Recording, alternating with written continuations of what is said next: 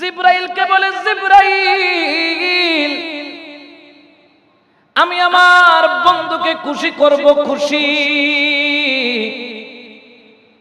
আল্লাহ আপনার বন্ধুকে আপনি খুশি করবেন, এটা আপনার ব্যাপার। ও আল্লাহ, আপনি খুশি করবেন সেটা আপনার ব্যাপার। ও রব্বুল আলামিন, আপনার যা মন চাই করেন।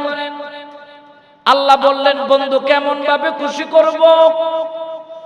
এই খুশি আজ পর্যন্ত আদম থেকে আখরি নবী পর্যন্ত, শুধু তাই না, কিয়ামত পর্যন্ত এত বড় নিয়ামত আমি কাউকে দান করি নাই, দান করব না।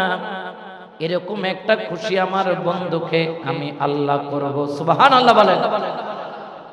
জিবরাইল বললেন, আল্লাহ, এটা আপনার দয়া, আপনার মেহেরবানি।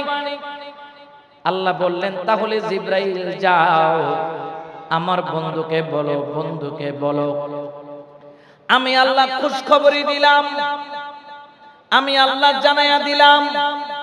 জিবরাইল, তুমি যাই আমার বন্ধুকে বলো, আমার বন্ধুর রওজা, আমার বন্ধুর মাজার, আখরি নবীর রওজা আমি জমিনের বুকে রাখবো না, আমি আরশের মধ্যে আমার বন্ধুর রওজা করে দিব। বড় করে বলেন সুবহান।